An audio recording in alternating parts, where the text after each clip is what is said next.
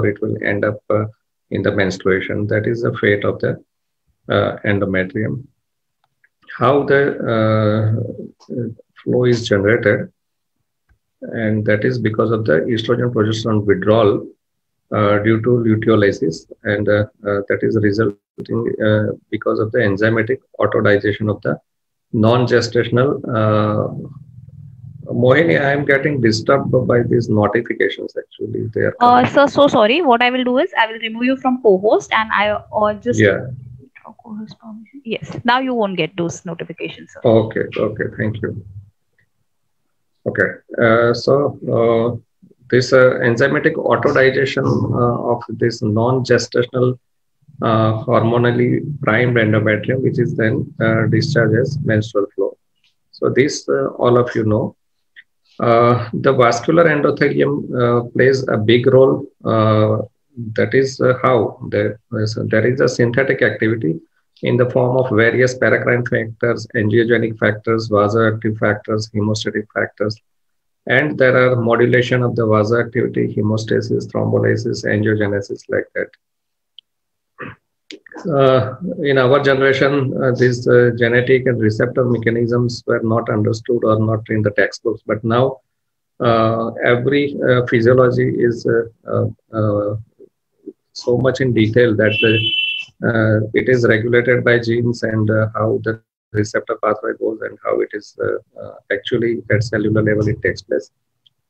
So same is the gene transcription affect the vascular function in the form of arachnoid acid metabolism and the prostaglandin synthesis. These synthetic prostaglandins, they will act on the receptors, and they activate various pathways, and there will be angiogenesis as well as anti-angiogenic factors come into play, and ultimately there will be endothelial cell proliferation, differentiation, and vascular permeability and tone will be affected. What happens when the progesterone is withdrawn? There will be chemokine release, there are vascular effects, there are release of the prostaglandins and interleukins. All will have a chemotaxis action, so neutrophil activation will be there, and there will be release of the matrix metalloproteinases enzyme, and there will be tissue destruction. Vascular effects also leads to hypoxia because of the vasospasm, and that also releases various factors like vascular endothelial growth factors, tumor necrosing factor, interleukins. All these they also will end up in releasing the MMP. Kinase insert domain receptor will play because of the stromal activation, and ultimately there will be a tissue destruction and bleeding will happen. So individually, cyclic vasomotor response of the spiral arteries, which are the end arteries in the endometrium, and there is a increasing duration and intensity of the vasospasm, which results in the ischemic damage to the endometrium and breakdown of the tissue.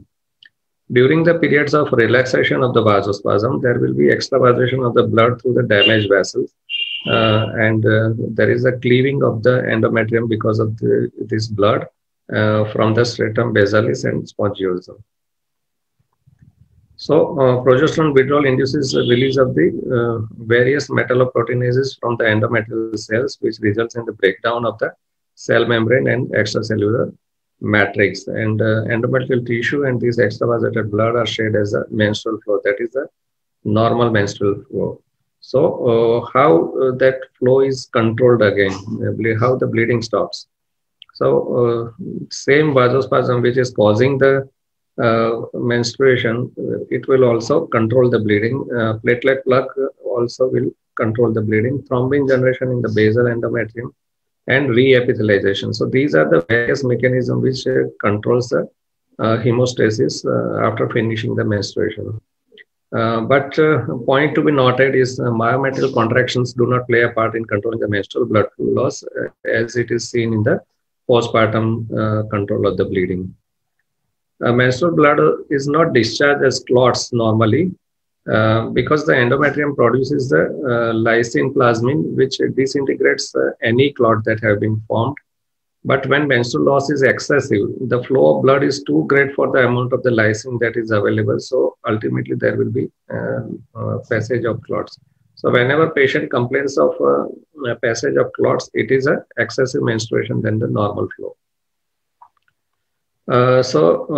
Why naturally it is not so heavy? Because the event which occurs simultaneously throughout the entire endometrium, that is one mechanism. And another is endometrium primed with estrogen and progesterone is structurally stable, and random breakdown is avoided. And the inherent events like vasospasm that start the menstrual flow are the factors involved in stopping the menstrual flow also. So these are the three things because of which the estrogen progesterone withdrawal will be controlled, and it will be normal and not so heavy. Denudation of the functional layer of the endometrium allows the reparative process of the re-epithelialization. That is the last part of the controlling the menstrual flow. Coming to the definition of abnormal uterine bleeding, it is a broad term that describes the irregularities in the menstrual cycle involving the frequency, regularity, duration, and volume of the flow. Irregularity in any of these is considered as abnormal uterine bleeding. A normal cycle has a frequency from 24 to 38 days. It lasts for 7 to 9 days with 5 to 80 milliliters of the blood loss throughout these days. Variations in any of these parameters constitute the abnormal uterine bleeding. So it is defined as abnormal bleeding in the absence of organic disease. And it affects 10 to 30% of the reproductive age group and up to 50% in perimenopausal women. One of the mechanisms of anovulatory uterine bleeding is estrogen withdrawal. It occurs in withdrawal of the estrogen support to the endometrium, and it is common following menarche. Mid-cycle spotting can also occur due to pre-ovulatory fall in E2 levels. Estrogen breakthrough bleeding is different, and it may be a threshold bleeding where the levels of E2 waver around the threshold below which the endometrium cannot be supported. So results in intermittent or prolonged spotting and may occur at the extremes of the reproductive age, that is either menarche or perimenopausal age group. Another variety of estrogen breakthrough bleeding is a suprathreshold bleeding, where the continuous E2 production, which is unopposed by progesterone due to anovulation, and delayed periods followed by prolonged moderate to profuse bleeding can happen. Endometrium is thick without concomitant stromal structural support because of the absence of the progesterone. So there will be random breakdown and it will be a prolonged bleeding. On the other hand, progesterone breakthrough bleeding, which is seen in presence of an unfavorably high ratio of the progesterone to estrogen, like in the progesterone-only contraceptive pill or injectable progesterone contraceptive. It results in intermittent spotting of variable duration. Prolonged progesterogenic exposure results in atrophic changes and altered gland to stromal ratio within the endometrium. So bleeding occurs from unsupported endometrial vessels. It acts like a medical curettage. Because of this, there is a poor compliance with the progesterone therapy. So this is how the estrogen withdrawal or progesterone withdrawal can act. Now coming to the causes of abnormal bleeding, we will go to various age-wise. In childhood, that is before menarche, the bleeding is usually not from the uterus, but it is from vagina because of the either vulvovaginitis or neoplastic or traumatic. So examination under anesthesia with vaginoscopy may be sufficient to find out the cause of the bleeding. On the other hand, in adolescence or menarcheal years, anovulation or coagulation defects or thyroid disorders are common causes of abnormal uterine bleeding. In the reproductive age group, that is 15 to 45, the heavy menstrual bleeding or AUB is a frequent problem. Bleeding related to pregnancy also may be one of the cause, or infective disease, STDs or chlamydia, PID, all can lead to abnormal uterine bleeding. We also have to rule out the leiomyomas or endometrial polyp or such pathologies.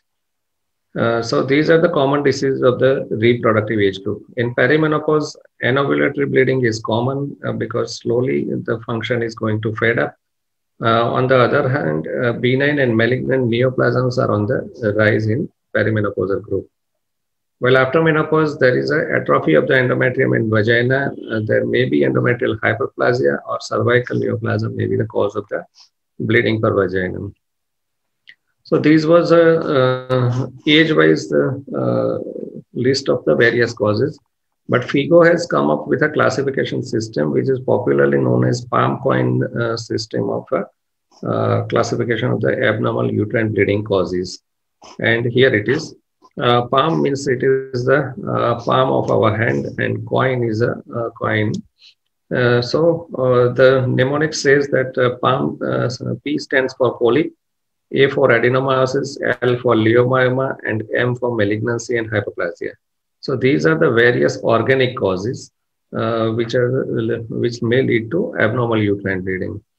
While on the other hand, coin means they are not the organic pathology is there in uterine body or endometrium, but there will be functional causes in the form of either coagulopathy or ovulatory dysfunction, endometrial dysfunction, iatrogenic, and certain causes are not yet classified. FIGO also has taken a further step of subclassifying the various leiomyomas. And this is a long classification that is starting from submucous to others. And that is given the numbers according to its presence. So grade 0 is a pedunculated fibroid, which is intracavitary. Grade 1 is less than 50% intramural, means more than 50% is within the cavity protruding. Number 2 is more than 50% intramural. So you can see this number here. It is more than 50% intramural and less than 50% in the cavity. Well, here it is more than 50% in the cavity. The third is given to the contacts the endometrium, but it is 100% intramural. Fourth is completely intramural, not touching even to the endometrial cavity. And this is the most common variety of the fibroids. Fifth is a subserous, and that is more than 50% is intramural, but it is just protruding out over the surface of the uterus or serosa. Subserous less than 50% intramural. So here fibroid is protruding too much and minimal into the wall of the uterus. And subserous pedunculated, that is the another variety. So these are all fibroids pertaining to the body of the uterus. And all others are labeled as number 8, and that is either cervical or parasitic fibroid or broad ligament fibroid like that. So they are number 8. And some may be hybrid, means they are subserous as well as submucous. And so whatever the variety they belong, they are numbered accordingly. Here the number is given 2 to 5. So 2018 classification shows these details. Leiomyoma may be the cause, especially when it is number 3 submucous or 100% intramural may also be the cause. M stands for malignancy and atypical hyperplasia. C for coagulopathy, usually drug-induced coagulopathy is not included, like use of aspirin or other anticoagulants. But coagulopathy includes the coagulation disorders. Ovulatory disorders in the form of anovulation may be because of the pituitary or ovarian dysfunction. Endometrial causes means ovulatory AUB or endometritis or tuberculous endometritis. Iatrogenic causes, drug-induced, may be listed into I.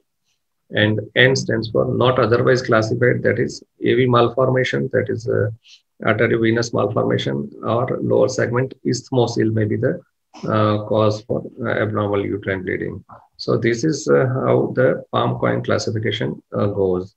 And these are certain definitions given by FIGO of normalcy and abnormal. So for frequency, normal range is 24 to 38 days. Anything beyond that is abnormal. You also should inquire in detail, that is absent is amenorrhea, no bleeding. Infrequent, that is beyond 38 days, the frequency will be there. And frequent bleeding is below 24 days. So there is a various names given.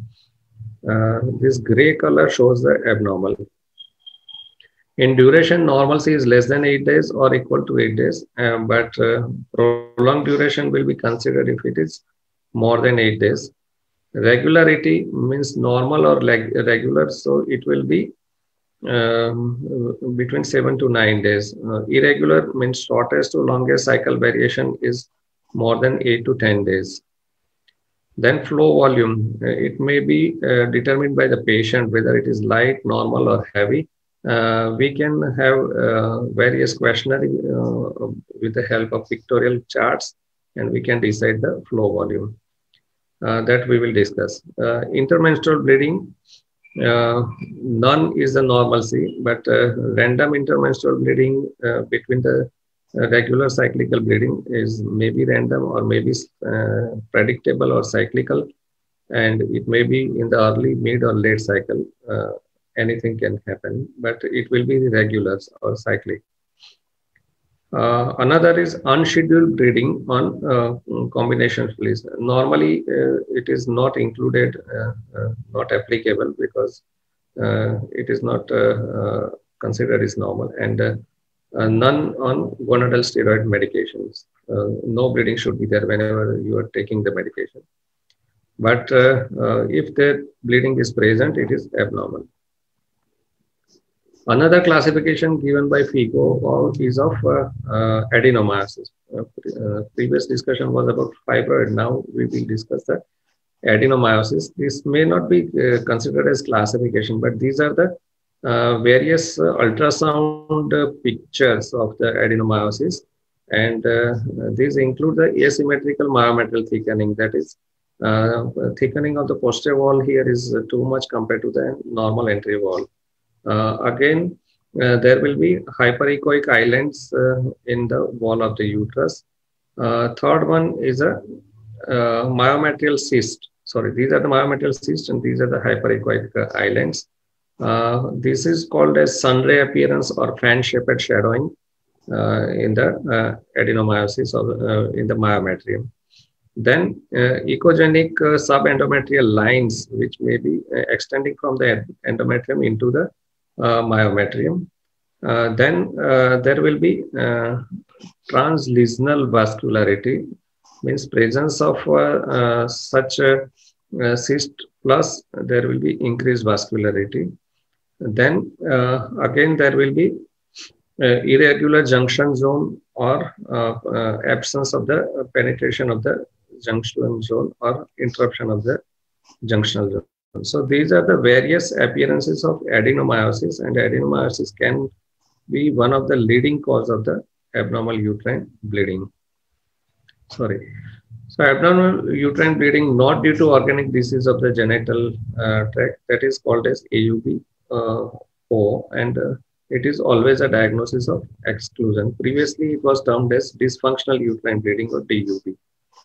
So which are the factors determining the amount of the blood loss? One is the total area of the endometrial cavity. Because of the fibroid or because of the adenomyosis, the surface area of the endometrial cavity increases, and there will be high bleeding into it. The vascularity of the uterus and the myometrium is another factor, and the number and caliber of the endometrial vessels and presence of any structural changes in the vessel walls depend on the hormonal changes. And the amount of hemorrhage into the endometrium and of the necrosis of the endometrial tissue also decides the amount of blood loss. The nature, potency, and amount of the vasoconstriction and vasodilator substances released during the menstruation, and the responsiveness and functional state of the spiral arterioles. The potency and balance of the effects of various coagulation and lytic factors liberated from the endometrium and the coagulability of the blood in spiral arterioles is also a determining factor, and the rate of regeneration of the endometrium. So abnormal uterine bleeding is classified as ovulatory or corpus luteum abnormality or anovulatory.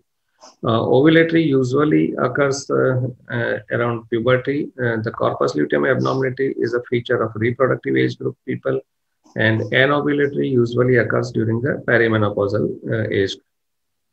Ovulatory can be further classified as long proliferative phase in the form of oligomenorrhea or short proliferative phase, that is polymenorrhea. Corpus luteum abnormality are classified as irregular ripening or irregular shedding, while anovulatory is classified as cyclical or acyclical. The ovulatory oligomenorrhea is due to a prolonged proliferative phase or secretory phase, usually is normal and commonly occurs in adolescent age group. No, it's a normal feature of menarche. And to what extent it is due to a primary unresponsiveness of the ovary with a slow follicle development or is secondary to pituitary dysfunction is not known. Anything may be playing the role, and it may be a precursor of the PCO. So we have to monitor the patient for PCO also. Ovulatory polymenorrhea, also known as functional polymenorrhea, may occur in adolescents when it is thought to be due to hypersensitivity of the ovary. Due to shortened proliferative phase, the ovary goes through its normal cycle, but does so more quickly, and the acceleration affecting the follicular rather than the luteal phase. So follicular phase is shortened, and there may be ovulation, but because of short follicular phase, there will be increased frequency. Sometimes more than one follicle ripens at a time, and there may be follicular cysts as well. The endometrium also goes through its usual phases, but its proliferation is speed up, and menstruation takes place every 2 to 3 weeks. It can also occur in women of childbearing age, more common in puerperium and especially in multiparous subjects. It may also follow an abortion associated with a short proliferative phase. The etiology of the ovulatory polymenorrhea is not clear. It may be due to fault in the HPO axis, possibly the pituitary, which fails to regain its normal function after the pregnancy. The ovary is stimulated excessively or abnormally. The similar changes are also seen when pelvic infection causes chronic congestion of the ovaries. And when polymenorrhea dates from pregnancy, it is necessary to exclude the chronic salpingo-fructis. Or sometimes it may be psychogenic in reason, where the young mothers are overwhelmed and worried about the child rearing duties, and they suffer from menstrual tension, colonic spasm, and other manifestation of the background stress. And it is usually self-limiting and does not require treatment. So that was regarding the ovulatory part. Then coming to the corpus luteum insufficiency. It may be because of the irregular ripening of the endometrium due to failure of the development of the corpus luteum with a decreased secretion of the progesterone in the second half of the cycle. And it is typically associated with hypermenorrhea and premenstrual spotting. And there will be early involution of the corpus luteum may also occur and result in the shortened menstrual cycle and polymenorrhea. The histological examination of the endometrium in second half of the cycle shows patchy progestational changes, and more reliable evidence is low serum progesterone level during the second half of the cycle. It may be as a single episode, not a repetitive process. Following a regular period, a patient starts to bleed again in few days, and the bleeding continues intermittently until next period, and thereafter all symptoms disappears. So it is best to wait 1 month before giving any treatment in such cases. Other varieties, the corpus luteum may fail to involute at correct time, and the secretory activity may be abnormally prolonged, and this is associated with the irregular shedding. Previous was the irregular ripening. So the condition of irregular shedding is relatively rare compared to ripening. This may be associated with development of the corpus luteal cyst. Results in prolonged and excessive menstruation, and it may present only with the postmenstrual spotting. Endometrial biopsy on day 5 or even day 2 after that shows patchy progestational changes. So progestational dominance will be seen in the biopsy. Coming to the anovulatory AUB, that is around the perimenopausal age group or menopausal, most common abnormality results in the normal regular cycle with apparently normal periods, but may go to regular cycle with excessive loss, that is anovulatory hypermenorrhea, or irregular menstrual cycles in which periods of amenorrhea are followed by excessive loss, that is metropathia hemorrhagica, or completely acyclical bleeding, that is the threshold bleeding. So there are three main types of the anovulatory bleeding. One is that there is a progressive rise of estrogen secretion, which is then followed by a sudden fall in secretion due to feedback inhibition of the pituitary and the FSH secretion. So with the fall in estrogen, the endometrium does not undergo the generalized ischemic process, which normally occurs at menstruation. The shading of the endometrium is often irregular, incomplete, and prolonged, leading to excessive blood loss. And the cycle, however, are regular or only slightly irregular. Another anovulatory is a metropathia hemorrhagica. So there is slowly increasing secretion of the estrogen, but no secondary feedback inhibition of the pituitary. The cycle is prolonged, resulting in a period of amenorrhea. The prolonged estrogen stimulation of the endometrium causes endometrial hyperplasia, and hyperplasia continues until such time as there is a fall in the estrogen secretion, or until particular areas of the endometrium outgrows their blood supply and they slough out. So endometrium may not be completely shed, and this results in continuous or acyclical bleeding. This condition is often associated with the formation of the multiple follicular cysts of the ovary. The Graafian follicles may fail to rupture or may form a cyst and continue to produce estrogen until such time as the granulosa and theca cells degenerate completely. Sometimes even the uterus may show enlargement following continuous stimulation by the high estrogen levels. Though it is a clearly defined syndrome, its etiology is still unknown. The failure of ovulation reflects an abnormal gonadotropin stimulation. Often there may be a hypothalamic and cortical basis, as it is mostly seen in the TENS and emotional subjects. Most commonly seen in premenopausal women, occasionally seen in adolescent girls, where there is a strong tendency to spontaneous cure. And the third variety is the threshold bleeding. The estrogen secretion does not increase but teeters about a critical threshold below which the endometrium cannot be maintained and therefore bleeds. It is a form of breakthrough bleeding and is often completely irregular and acyclical, in which no periodic loss can be distinguished. Other pathologies which may be overlooked, and that is chronic endometritis, uterine polyp, tuberculous endometritis, or malignancy. These are the things which anybody can miss it. And if thoroughly evaluated, 40% of DUB would be secondary. We can find out the pathology. In adolescents, usually, almost always it is dysfunctional in origin. Due to slow maturation of the HP axis, there will be anovulatory cycles. It is estimated that 30 to 40 cycles after menarche are anovulatory, that is 80% up to 2 years, or 40% up to 4 years, or 20% up to 5 years may be anovulatory cycles. And this is because of the lack of positive feedback mechanism necessary to initiate a LH surge despite the increased follicular estrogen levels. It may present with oligomenorrhea, polymenorrhagia, menorrhagia, metropathia hemorrhagica, and threshold bleeding. Menorrhagia or metrorrhagia can be severe in adolescents and accounts for about 4% cases of AUB. In endometrial histology of adolescents, normal endometrial pattern was found in 80% of the cases. AUB is the second most common cause of DUB. That is the coagulation disorders is one of the important factors. That is 20% of all DUB cases in adolescents. And the commonest is ITP, that is idiopathic thrombocytopenic purpura, von Willebrand disease, Fanconi's anemia, and thalassemia major. So always exclude a hematologic problem when you are dealing with a pubertal girl. Rarely the anatomic lesions like polyps or vaginal adenosis or hemangioma may result in DUB. Prognosis appears to be better in those subjects in whom symptoms started later after a period of normal menstruation as compared with those whose symptoms started at menarche. In adult reproductive years, most commonly the benign tumor like fibroid or PID or pregnancy complication may be the reason of bleeding per vaginum. The cycles are frequently ovulatory and prognosis is good. Most undergo spontaneous cure or curettage or hormonal therapy will cure it.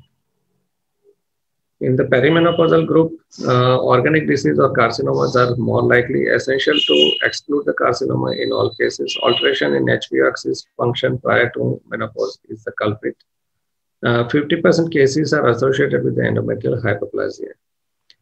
So these are the etiologies and pathogenetic mechanism. Now coming to the assessment, how to assess the patient.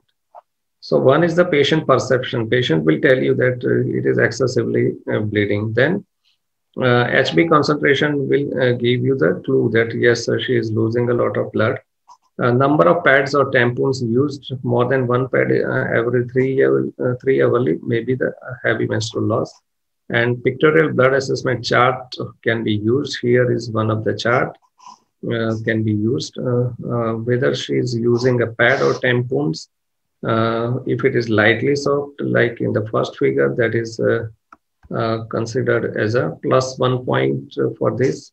Moderately soaked is a +5 point, and completely soaked or heavily soaked, that is +20 points. So for all the days of the menstruation, you have to calculate the total, and if the score goes beyond 100 points, then there will be, it is indicating a very high menstrual blood flow, heavy menstrual blood flow. In the history, patient will describe the menstrual cycle, duration, amount of the menstrual flow, and frequency. Physical examination, we have to examine the pervaginal as well as perabdominal examination, and some clue regarding the pathology of the uterus you may get during this examination. Complete blood count may be one of the important investigation which will give you the hemoglobin or packed cell volume. In acute cases, it may decrease. In chronic cases, erythrocyte indices may decrease. Profound anemia may be one of the end results, and iron indices will help you to confirm the anemia. Cytological examination in the form of pap smear screening should be done. Endocervical curettage or brush and colposcopy to rule out the cervical pathology, and endometrial biopsy, especially when you are dealing with a hyperplastic or neoplastic endometrium. This is a photograph of the PEEPAL, which is used for endometrial sampling where no dilatation is required. Other method is DNC, or there is still a place of fractional curettage if you are suspecting a localized malignant lesion. Then in the premenopausal age group, you have to measure the thickness of the endometrium. 4 mm on day 4 or 8 mm on day 8 is considered as normal. But anything more than 15 millimeter thickness is abnormal and required to be sampled. We have to rule out the malignancy. The risk factors for malignancy are abnormal uterine bleeding, chronic anovulation, diabetes, obesity, hypertension, and use of the ovulogens. Transvaginal sonography is the most important investigation for us gynecologists, and we get valuable information about endometrium as well as the myometrium. TBS permits the assessment of the myometrial and ovarian lesions, helps to analyze the endometrium. In premenopausal group, proliferative phase, there will be thickness of 4 to 8 mm, and in secretory 8 to 14 mm. So anything beyond 14 is always abnormal, and we have to take care. Postmenopausally, there is a 5 mm thickness is considered as optimum. If after a few years of the menopause, if the thickness is more than 5 mm, is considered as abnormal and should be biopsied. The endometrial polyps have one arterial feeding vessels that can be demonstrated on color Doppler, and submucous fibroids have several vessels arising from inner myometrium, and usually the peripheral vascular supply in the case of the fibroid. Punctate cystic areas are seen within the endometrial polyp. Hypoechoic masses that distort the endometrium and originate from inner layer of the myometrium, that is submucous fibroid. Adenomyosis sonography pictures we have already discussed, and certain findings indicative of malignancy are important in the form of hypo or hyperechoic areas within the endometrium, or irregular endomyometrial junction interface and cavity with the fluid collection. Saline infusion sonography is a new tool, and it is useful in evaluating the myometrium, endometrium, as well as the cavity, especially for fibroid or polyps. Contraindication, we should know that pregnancy or suspected pregnancy, a pelvic infection, and unexplained pelvic tenderness is a contraindication for saline infusion sonography. Small catheter is threaded through the cervix into the endometrial cavity. Either this pediatric Foley's catheter can be used, or infant feeding tube also can be used as a catheter for filling the saline into the uterine cavity. And it will differentiate the lesions as being endometrial, submucous, or intramural. Not useful in diffuse lesions like hyperplasia or cancer. So here are some suggestions of treatment depending on your sonographic endometrial pattern. If there is a single line and thin endometrium, it suggests the estrogen is low and you should supply the estrogen followed by progesterone. If there are three lines, the estrogen may be low or normal. Even slight estrogen exposure also can convert the endometrium into three line. So estrogen may be low or normal, and you have to supply progesterone to this. Atypical poorly developed endometrium again suggestive of low or normal estrogen, and we have to give the progesterone.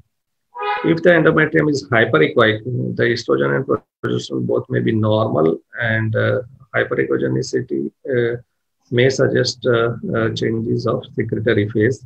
While three-line endometrium suggests only estrogen exposure and no progesterone. Hyperechoic but thickened endometrium may be associated with polyfibroid or carcinoma, and it should be biopsied. And absent endometrium, endometrium not imaged in case of ultrasound in case of the menopausal patient because of the atrophic endometrium. And here we have to use the other measures. Hysteroscopy has a limited role in finding out the cause, but it can be one important tool. Where the curettage is required, office hysteroscopy may not be feasible because the curettage requires the dilatation. Then cervical stenosis limits the introduction of the hysteroscope into the endometrial cavity.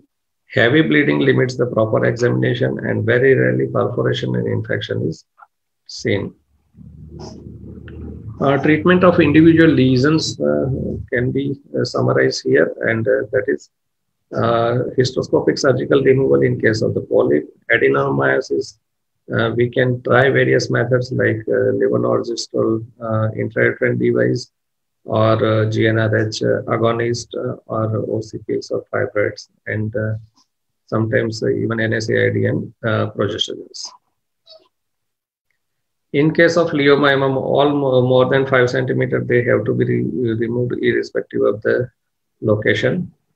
But when you have to avoid the surgery, then tranexamic acid, OCPs, or NSAID, or levonorgestrel intrauterine device, all this can be tried, but usually they do not give desired results. In women of more than 40 years, fertility is not desired, and for small fibroids, medical management followed by, if it fails, hysterectomy can be offered. Short-term management up to 6 months by GnRH agonists can be tried when there is a picture of leiomyoma, or then it may be followed by myomectomy, so that the blood loss will be reduced as well as the fibroid size will also reduce because of the GnRH, and surgery may become easy. For long-term management, LHG intrauterine device is the one of the best option. The newer medical options are ulipristal acetate and low-dose mifepristone, now freely available. Submucosal myoma grade 0 to 1 can be tackled with hysteroscopy, and if it is more than 4 centimeters in size, then you have to go the laparoscopic route or open surgery. Malignancy, that is atypical endometrial hyperplasia, requires surgical treatment. We have to take biopsy, confirm the diagnosis, and manage according to the diagnosis. Continued fertility, if it is not desired, then hysterectomy can be offered. Hyperplasia without atypia, we give the levonorgestrel device or oral progesterones.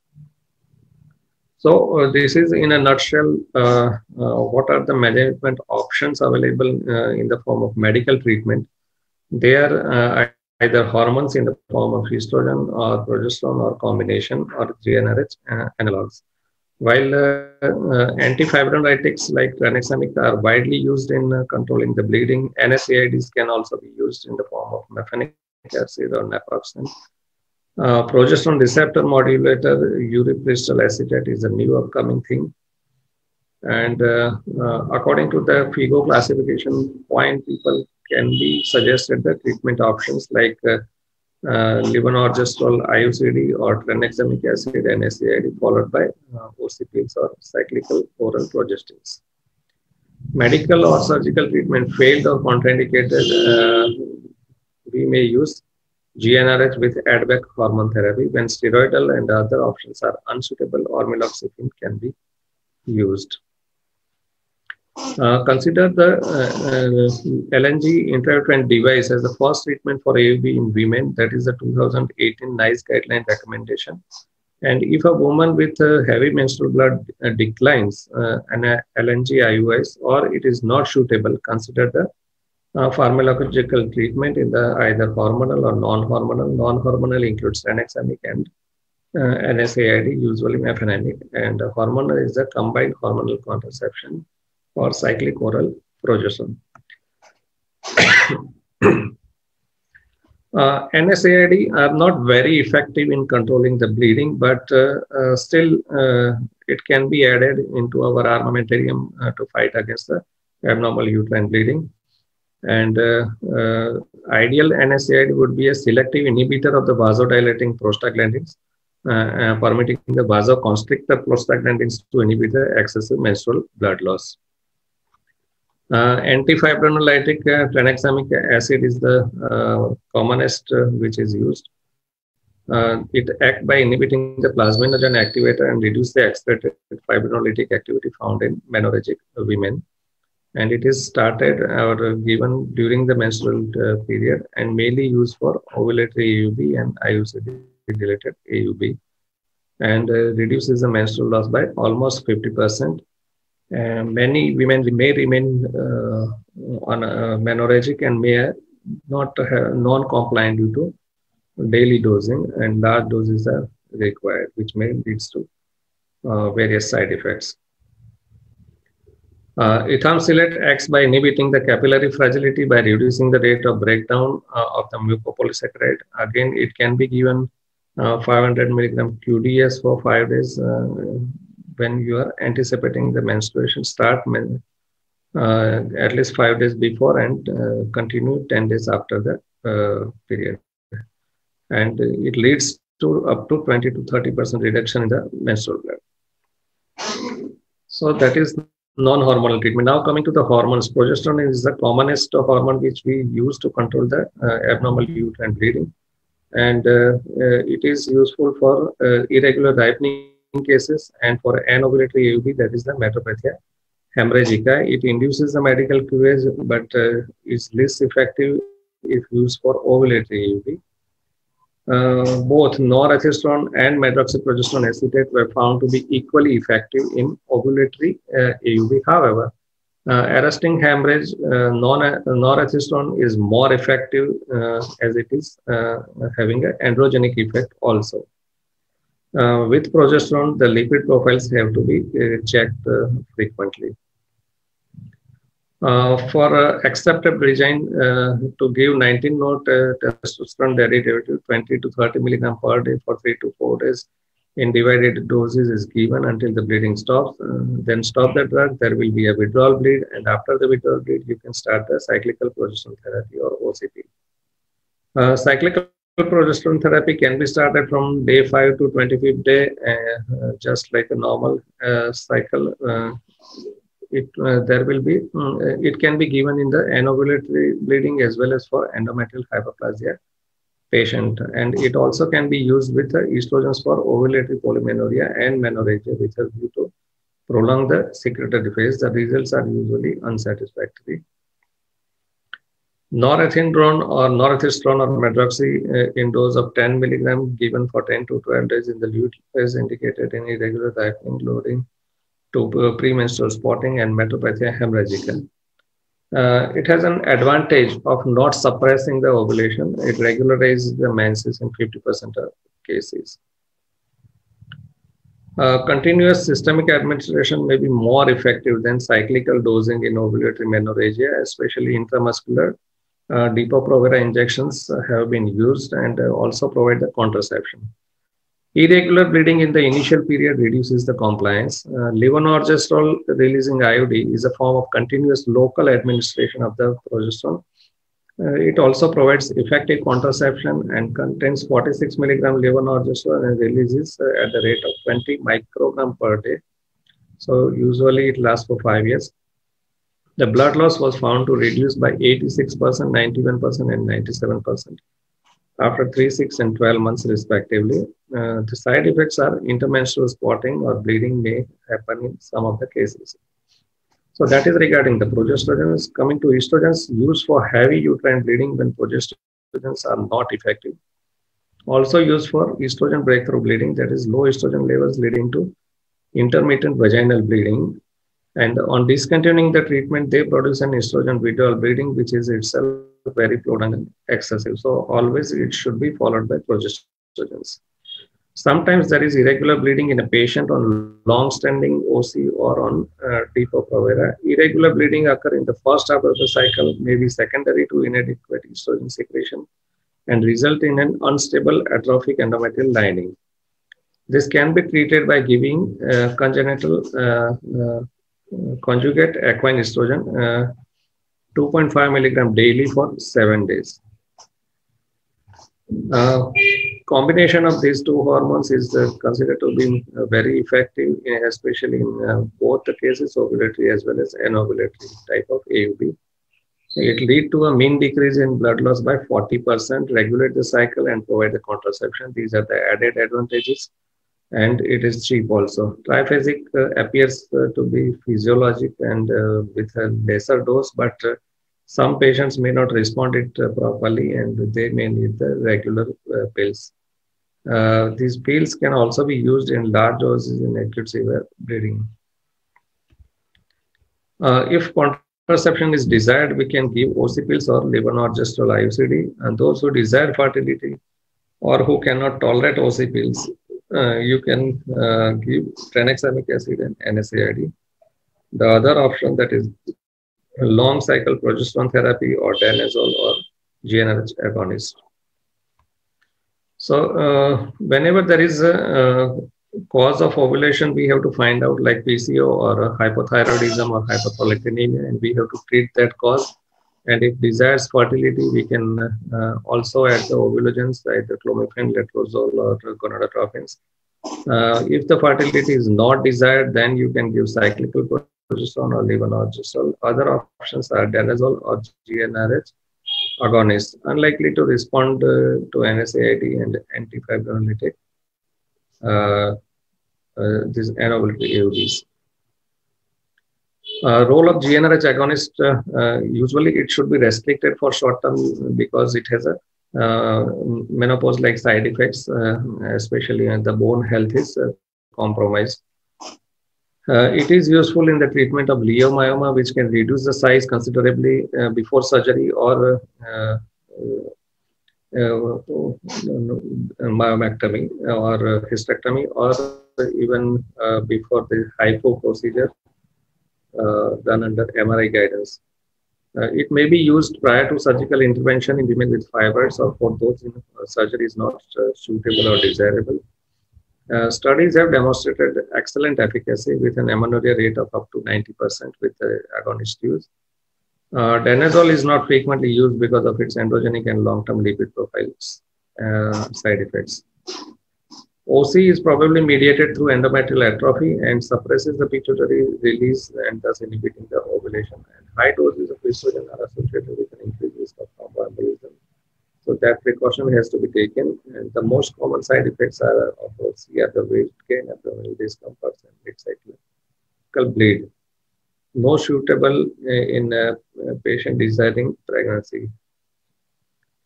The progesterone therapy most commonly used hormonal therapy given during the luteal phase. And norethistron is the most commonly used progesterone in the treatment of heavy blood flow. It modulates the effect of estrogen on target cells, and metabolism of estrogen is maintained in a state of anti-mitosis and anti-growth. Norethistron, if we compare with the combined OC pills, then it was more effective and better tolerated in this study, where the 60 young girls from age of menarche to 19 years with menorrhagia were included in the study. Another study says norethistron begun on before cycle day 12 is superior to women who desire to avoid the breakthrough bleeding and maintain the fertility when compared to OC pills. So NETA is a prodrug, whereas norethistron, that is NET, is a pharmacological active drug. So prodrug has to be converted into active drug before final action, and overall the desired action will be delayed. So now these Zydus have come with a norethistron instead of norethistron acetate. So there will be at least 35 to 40 minutes faster action of the norethistron will start. And breakthrough bleeding risk is much more with the norethistron acetate compared to the plain norethistron. And here are the comparative charts where the timing is less with norethistron for initiation of the blood control efficiency, while this acetate salt has a little bit delayed action. Norethistron reduces the risk of breakthrough bleeding, and it also reduces the withdrawal bleeding predictability, and so it is in all parameters better than the norethistron acetate. Comparing to the medroxyprogesterone acetate, again norethistron has an edge over the medroxyprogesterone in all three parameters. Potency wise, norethistron is 11 times more potent than the MPA. Medroxy also has detrimental effects on the bone if it is used for a long-term use. So long-term use is avoided, while norethistron doesn't have that kind of problem. Uterine artery embolism is a new upcoming method, especially useful in coagulopathic disorders or uterine fibroid cases. HIFU is another non-invasive technique where MRI-guided ultrasound therapy will destroy the fibroid and it will be cured. Endometrial destructive procedures, that is endometrial ablation, either in the form of TCRE or in the form of thermal balloon ablation, there will be almost up to 80% decrease in the flow, 20% are amenorrheic. But in my personal experience, with this thermal balloon, almost more than 80% of our patients becomes amenorrheic and doesn't have any problem. A word of caution that it is not advocated in high risk for endometrial carcinoma. We have to rule out carcinoma completely and satisfactorily before doing the procedures. So there are certain guidelines regarding the size of the uterine cavity, like more than 10 centimeter. If it is there, then better to avoid this endometrial ablation. So in summary, abnormal uterine bleeding is common among women all over the world. A detailed history is an important first step in evaluating the woman who presents with AUB. Familiar with normal pattern of menstruation, including frequency, regularity, duration, and volume of the flow. PALM-COIN is a useful acronym for common etiology of AUB, with PALM representing the structural causes and COIN representing the non-structural or functional causes. Treatment is based on the etiology, desire for fertility, and medical comorbidities. Norethistron is the most commonly used oral progesterone in the treatment of heavy menstrual bleeding with rapid styptic action and minimal chances of the breakthrough bleedings. So thank you for the patient hearing. I would like to attend the questions if they are there. Thank you, sir. Thank you for such a wonderful session. It was quite an insightful one.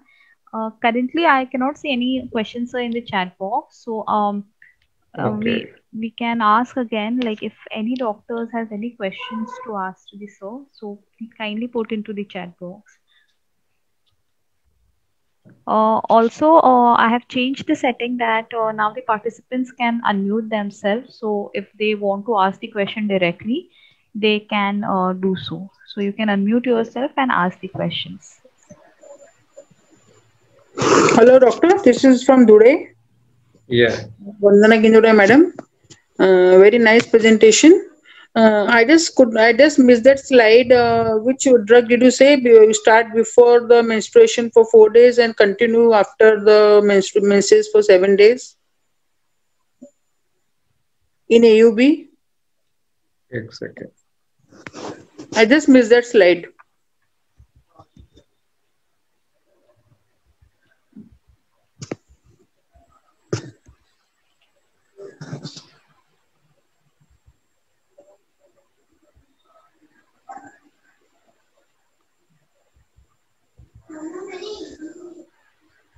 Before the hormonal. Okay. Ethamselet.